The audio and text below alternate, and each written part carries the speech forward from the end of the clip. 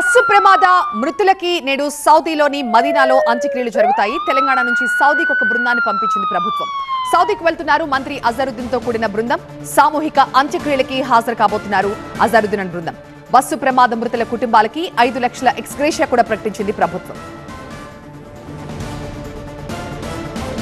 ఒకే ఫ్యామిలీకి చెందిన 18 మంది ఒకే ప్రమాదంలో చనిపోవడం హైదరాబాద్ చరిత్రలోనే తొలిసారి కావచ్చు. ఈ పెను విషాదాన్ని నింపింది సౌదీ బస్సు ప్రమాదం. ఈ ప్రమాదంతో ఇక్కడున్న వారి కుటుంబీకులు, బంధువులు గుండెలు అవసేలా రోధిస్తున్నారు.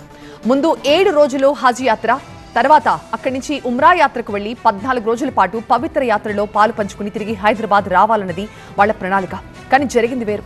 7 రోజుల మక్కా యాత్ర తర్వాత మదీనాకు బయలుదేరారు. గమ్యానికి చేరుకోకుండానే ప్రాణాలు కోల్పోయారు. 10 మంది చిన్నారులతో సహా మొత్తం 45 మంది హైదరాబాద్ వాసులు అగ్నికి ఆహుతైపోయారు. ప్రమాదంలో టోలీ చౌకీ, నటరాజ్ నగర్, జిరా ప్రాంతాల్లో చనిపోయిన వారి ఇళ్ల దగ్గర విషాద ఛాయలు అలుముకున్నాయి. ఈ ప్రమాదంలో చనిపోయిన 45 మందికి అక్కడే అంత్యక్రియలు నిర్వహించనున్నారు. విద్యానగర్ కి చెందిన నజీరుద్దీన్ కుటుంబంలో 18 మంది మరణించారు. వాళ్ళందరికీ అక్కడే అంతిమ సంస్కారాలు చేస్తామని కుటుంబ సభ్యులు చెప్పారు. అయితే చనిపోయిన వారి మృతదేహాలు గుర్తుపట్టలేనంతగా మారిపోయాయి. కొందరి మృతదేహాలు బూడిదైపోయినట్లుగా చెప్తున్నారు. మృతుల డిఎన్ఏను సేకరించి వారి కుటుంబ సభ్యుల డిఎన్ఏతో పోల్చి చూడనున్నారు. మృతులందరికీ కూడా మదీనాలోని శ్మశాన వాటికలోనే అంత్యక్రియలు చేస్తారు. తెలంగాణ ప్రభుత్వం ఈ ఏర్పాట్లు దగ్గరుండి చూస్తోంది. ఇప్పటికే మంత్రి అజరుద్దీన్, నాంపల్లి ఎమ్మెల్యే మాజిద్ హుసేన్ తో కూడిన బృందం సౌదీ అరేబియా బయలుదేరి వెళ్లారు. అక్కడి అధికారులతో సమన్వయం చేసుకుంటున్నారు. మృతుల అంత్యక్రియలు అయ్యే వరకు అక్కడే ఉంటారు. ప్రతి కుటుంబం నుంచి సభ్యులను తీసుకెళ్తున్నారు. సంప్రదాయం ప్రకారం అక్కడే అంత్యక్రియలు నిర్వహిస్తామని ప్రభుత్వం చెప్తోంది.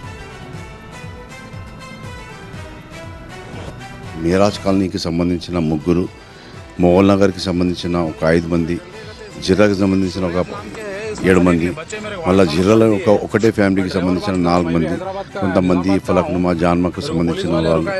నేను వాళ్ళ దగ్గరికి వెళ్ళిన వాళ్ళ కుటుంబ సభ్యులతో అందరితో కలిశాను.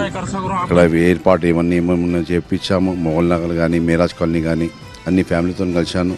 దాని తర్వాత మార్నింగ్ నుంచి ఎంపీ గారు అసదుద్దీన్ ఓవైసీ గారు ఢిల్లీలోనే ఉన్నారు. అక్కడ మన మంత్రి గారితో, మినిస్టర్ అఫేర్తో మాట్లాడి ఒక కమిటీ కూడా ఇన్ఫార్మ్ చేశారు. కమిటీ కూడా మన సిఎస్ గారు దానికి హ్యాండిల్ చేస్తున్నారు. ఢిల్లీలో గౌరవ్పల్ గారిని, తెలంగాణకు సంబంధించిన ఒక ఐఏఎస్ ఆఫీసర్, అతను మన చీఫ్ సెక్రటరీ రామకృష్ణ గారు అందరూ కనెక్ట్లు ఉన్నారు. ఎంపీ గారు దానికి మొత్తం దగ్గరుండి కమిటీకి ఇన్ఫార్మ్ చేస్తారు.